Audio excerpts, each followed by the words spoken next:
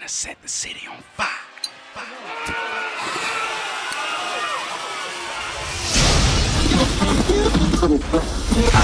Welcome.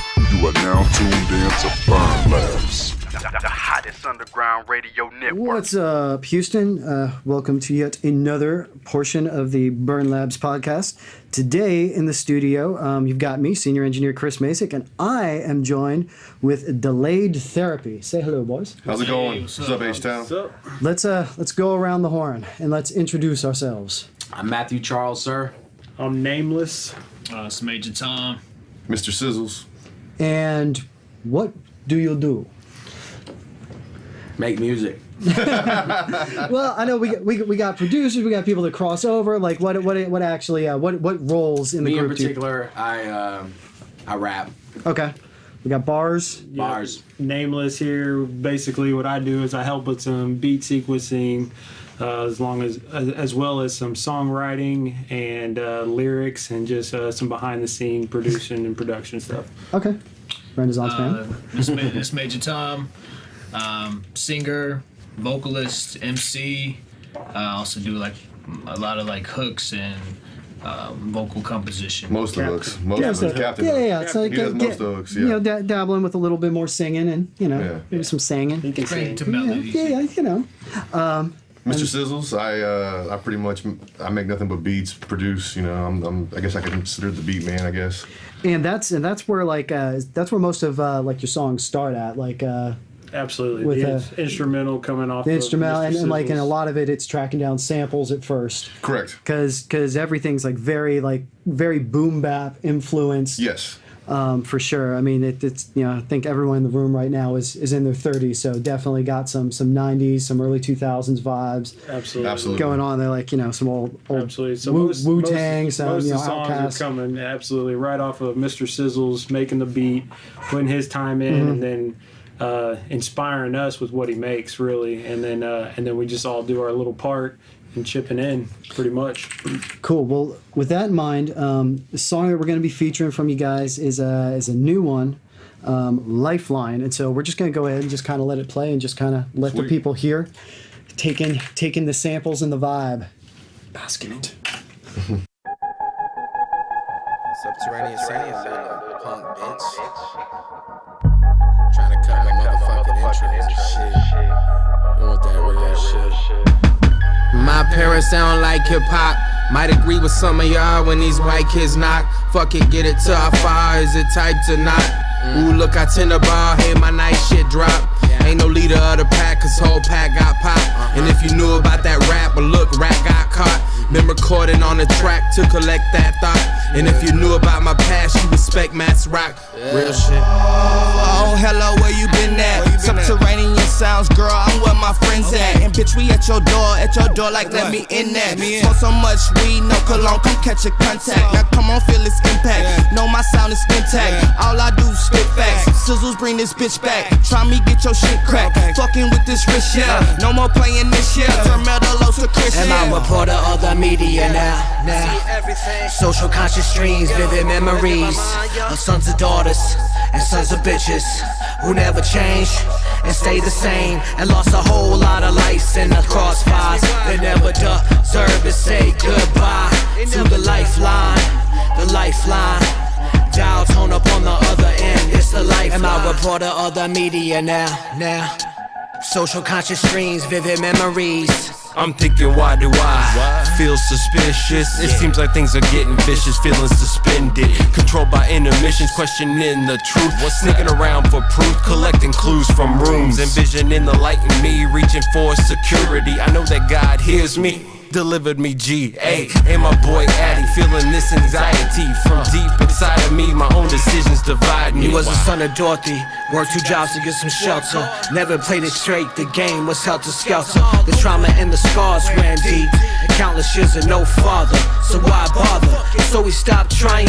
5 years later, facing charges and some fed time. One more strike, then it's fucking goodbye. He said the next time the system saw him, it would be in a pine box. I always wish I could've helped him. Operator, one more call, and this'll be the last time that you will see my call. And I record all the media now. Social conscious streams, vivid memories of sons and daughters and sons of bitches who never changed and stay the same, and lost a whole lot of lives in the crossfires. They never deserve to say goodbye to the lifeline, the lifeline.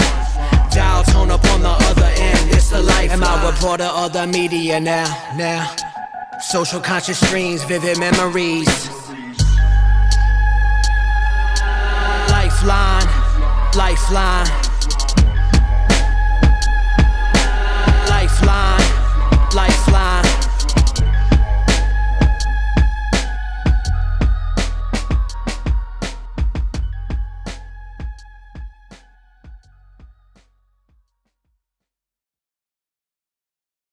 All right, so that was Lifeline by Delayed Therapy. So when starting the writing on this, like, you know, this song seems to have kind of some more of a message, maybe so, than some of the other ones. Like, where did that start at on this song? Did it start from the beat or the writing or an idea? Well, we had gotten to our 9th or 10th song for the project, so looking at all of it, we decided, you know, we don't want to make duplicate songs or the same type of ideas.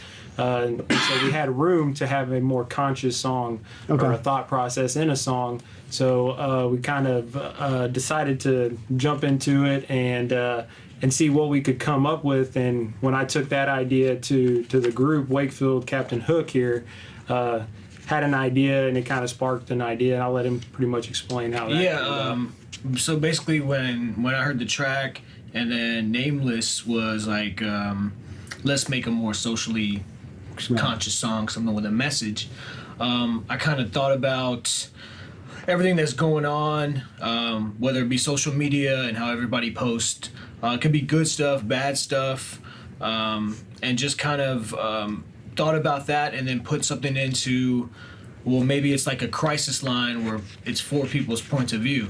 Okay. So maybe it's like one guy's message of struggle in everyday life, and then another guy talking about he goes out too much and he's always like doing something. Like when listening to the song and the different verses, like you're trying to find, like, there's a theme there, but they're all kind of talking about their own things. Exactly. I mean, that actually really helps. So the lifeline would be like a crisis line per se. So when you guys were writing, like, that was the concept that was thrown out. So like, did like on the verses inform on the hook, or did the hook happen and then the verses happen? Like, how did that work? I mean, as far as the verses go, I think I'll just speak for myself. I mean, the verses, we always just come from a place of the individual artist, and sometimes when we make music, we make the hook first. Sometimes we might put the bars first. Just kind of depends on, a lot of times with us, who gets to the track first. Okay. Honestly. But then a lot of times we'll cohesively, you know, like proofwrite and stuff to make the song more. Yeah, kind of put it so together. like, but in my verse in particular, I just always kind of come from real life, like just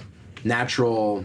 Where does the song take me? Okay. And I try to write about my own realities as opposed to like someone else's. So when I heard him, he actually started the song because he had a start of a verse written, and it said, "My parents, they don't like hip hop." So when I thought about that, it automatically triggered just something more conscious in my brain to write the hook. I mean, that was. My parents sound like hip hop. Might agree with some of y'all when these white kids knock. Fuck it, get it tough. So it's kind of like he's picking up the phone and talking to who's ever on the other end, and kind of talking to them about his problems. You know, like kind of reasoning to them. Like, you know, it's common. You know, a lot of people didn't like hip hop when it was coming up. That's where we come from. When Still it was, and some still don't. Some still don't get it. But the other interesting thing about the writing process on that one is that we didn't go with the 16 bar type of verse. You know, we really were excited to try to change up a lot. Like I said, round out the album with a different style. a different. Yeah, because it's like you format guys are kind of like just kind of passing the baton back and forth on this, and and there's no set time of like when something should come in. It's like everything's on feeling. It feels the song is telling us when the beat needs to come in, when that needs to happen, when the next person needs to go. Absolutely. Yeah, because I mean, even in like like in the mixing sessions, like I mean, there's so many times when y'all's just like, hey, like I'm not feeling that, or hey, let's cut this, or hey, you know what, all right, you're probably right on this. We're pretty good about putting out our best product and sucking up what we got to cut out and kind of checking each other. Yeah, absolutely. So going from the lyrics, I mean, none of it actually happens unless we start with a beat. And so we got this like, let's go see if we find our sample up here. Let's see. Yeah. Sample. Yamato. That was the original name.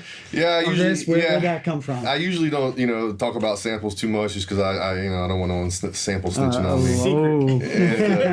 But for the most part, I do enjoy digging in Japanese anime soundtracks, and this happened to come from one of those. Okay. And I'm a big fan of choir vocal samples, so obviously like a lot of sustain kind of. So it spoke to me.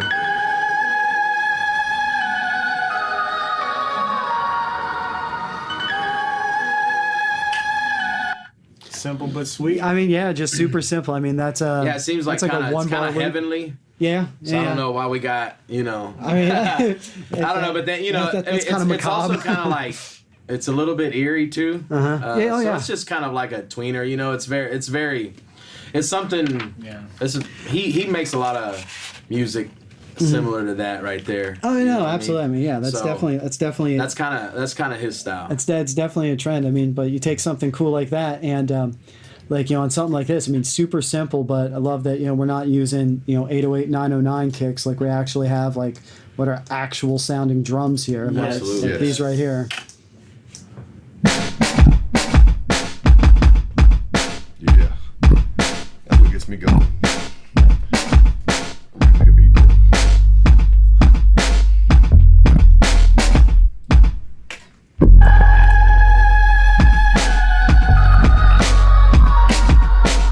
And that is how a beat is born, everybody. Simple formula. I mean, that's the typical Sizzles right there, Mr. Sizzles. That's our basis. Can we of call our it drum vintage? rhythm. Yeah, Vintage classic. I think so. Vintage classic, yeah, definitely. It's Very vintage true. Sizzles because, I mean, the dude is a massive crate vinyl addict, crate digger. So you're actually like putting these on the old. But you got like techniques, like what do you? Actually, I don't have a tech. I used the Newmark PTO1 for years. Okay. Yeah. For years, I did, and I finally came out the pocket on a new turntable on those Stantons.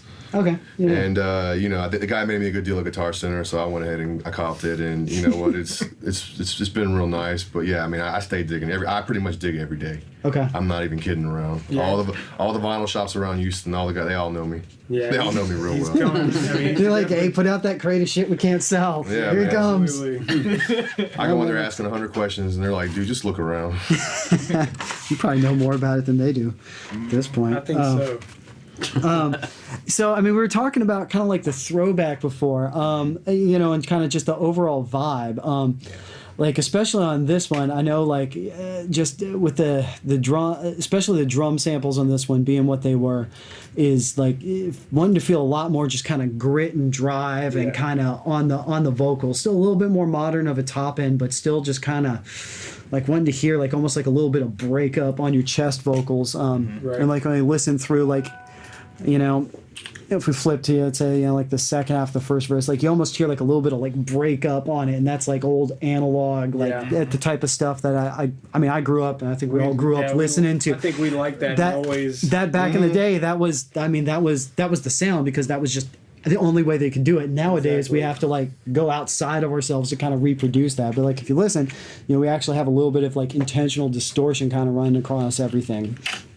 Subterranean sounds, girl, I'm where my friends at. And bitch, we at your door like let me in there. Smoke so much weed, no cologne, come catch a contact. Now come on, feel its impact. Know my sound is intact. All I do is it's just someone flowing, just lyrics. That's all we need, and just a little bit of just a little bit. Barron's magic.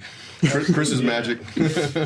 More distortion. Just make it all sound like it's coming out of an old transistor radio. Do it. I mean, when you guys listen to this song, like what? I mean, obviously, I know what parts I like, but as the artist, the ones that have obsessed and listened to this, like what parts of the song like speak to you? Like where's like the one part you're like, man, that's the part I would just put on loop. Okay, I like the probably like the ride out in the end, where it's kind of got that little bit of distortion on the sample sound, the way it's skipping, followed by the lifeline hook, and then with like the Houston influence of kind of the lifeline. Because I want to say that where we started from, like, cause I would say, yeah. I think that isn't like those extra like screw delays. We don't have those on the first hook or like at the very beginning. That one's clean.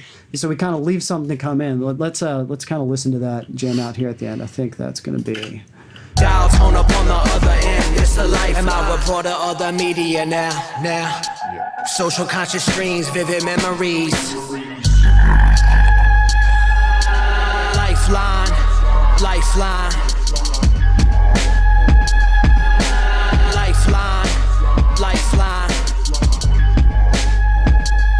Yeah, I like that. It kind of gives it that, I mean, if you had to like summarize the song in like 12 seconds, to me that's what you would probably show. What about like the screw and the distortion, like about there that? to Houston, yeah. Okay. You know, can't get away from it. We've been here to make music here. And Well, it's in hip hop today. It's almost necessary. It's so acceptable that it's almost like a every staple. artist uses it. Oh yeah, well, I'll get into it. So like obviously we don't do Matthew Charles. traditional Houston style music. sure, yeah. I mean, However, we're all traditional Houston style music fans. right, yeah. So Yeah. I mean, I just call it like putting, you got to put different textures in a song, and so for me, they're just textures within Otherwise, a song. it comes off one note. right? Yeah. And it gives it that. We didn't want to overdo anything, because we obviously are doing a different style of music, and we just wanted to show that Houston has a little versatility, and there's probably a lot of more artists around town like this, but we just wanted to show that, but still show respect. Yeah, Exactly. absolutely. Yeah, it's paying Without homage, for sure. defining ourselves as just screw and stuff like that. Absolutely. Yeah, but Slow down music. I think yeah. textures is a great way to put it. Yeah. Everybody's using the production levels to another level now. So I mean, you got the stutters all the way to the screws to the. I mean, they're hitting both spectrums. well, and that's kind of what I dig is that that stuff's in there and tastefully. I don't feel like it ever overshadows the vocals and the message. Right. Exactly. The beat and what's going on. Like those are still the most important, but it's still able to use a little bit of modern influence on it. Just enough seasoning. Yeah. Seasoning. Right. That's a sizzle. That's a sizzle. Seasoning. That's a cooking term again. We're gonna throw your mug on like some like seasoning bottle, put it on the shelf at HEB. When I first started making beats, I wanted to have I wanted my first album to be Sizzles in the kitchen. So I've been playing off that for years now. 10 years. Like 10 years. So you guys are talking about how this is the end, the culminating track that you're putting together for the project. So tell me a little bit about the project release. Where's it going to be at? Like where are we at in all Release date, I would have to say we're looking at a summer release date because we want to make sure it's all right and ready to go. Not releasing something before it's ready. right. But we're looking at about 9 songs, all real quality, just like this, with this much thought, this much creativity, this much originality, and this much Chris and Barron's on top of it. So we feel like we got a quality album here and a well-rounded album here. So I would say the summer of 2016, we got everything in line with all our outlets and because this is really like this is kind of the first like big project. Like we had some other EPs and stuff, but this is the first one you're like putting out as a group. Absolutely. Because the label Subterranean Sounds is actually what Delayed Therapy is, like the super group. Absolutely. Flagship. It is. It is your Wu-Tang. Absolutely. Yeah, absolutely. Under it's both in execution and soul. Absolutely. Absolutely. So I mean, any thoughts on any individual projects or anything like that? Or are we all just kind of focusing on? And what's the name of this project? Do we actually have like a name for this yet? An album name yet. Okay. That's all We've we been throwing a couple around. It's untitled at this point. Okay. But we don't. Good don't names rush for anything. albums. You can't go out and just look for them. They actually come to you. I feel like they come to you like when you least expect it. Like it'll come to you. So It might just be self-titles, delayed we have therapy. time. Yeah, I mean, It could be that when we get works. to that point, but again, we don't rush. I mean, this really right here is a passionate hobby of ours. We don't just sit around all day and try to make music. We go to work, we take care of life, and we get to make music as that's our therapy. Outside of life's everyday stresses, so awesome. And I would say the next not set, overthought. the next album. I mean, it's not a guaranteed what will come next, but I would imagine a Delayed Therapy 2 will be next because we've already actually started working on that album. with some solo artist singles dropping in between there. Yeah. Kind of peppered throughout. Some one song singles. Every artist within Delayed Therapy will have solo songs, solo EPs, their own personal projects. Age of the single, baby. Yeah, I think you have to keep releasing music. So we have stuff that didn't make the album that actually might get released via SoundCloud, and just kind of keep the listener and the fan just engaged. Absolutely, Which what you have we to got do now. and we got material to do that now. Yeah. Awesome. So where can people go to find more of your music? Right now, you can go to SoundCloud to find our music. We have What's the SoundCloud? it is www.soundcloud.com/delayed therapy. Just DELAYED. All one word, Delayed Therapy, all one word. You can go to Twitter at Delayed Therapy, all one word. Awesome. Instagram as well, at Delayed Therapy, all one word. Same And thing in all the Facebook places as like well. that. We have a Facebook fan page, so. You can also go to subterraneansounds.com. And that sounds with a Z on the end. As I'm looking at your. Yeah, but if you can't spell subterranean, your phone will do it for you. So subterraneansounds.com. You'll be able to find the EP that's on right now. It's on SoundCloud, so you can get a free listen on that.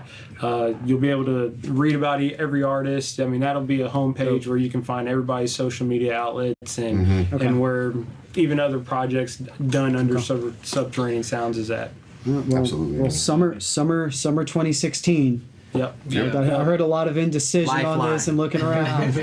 Yeah. You know how it goes. Like I said, we don't rush this thing. We're just doing this. So we won't like hold you to it, but the people want new music. So Well, we want that. to make the next month's podcast as well. Well, I guess we'll have to do another song. Lifeline 2. Make it a good one this time.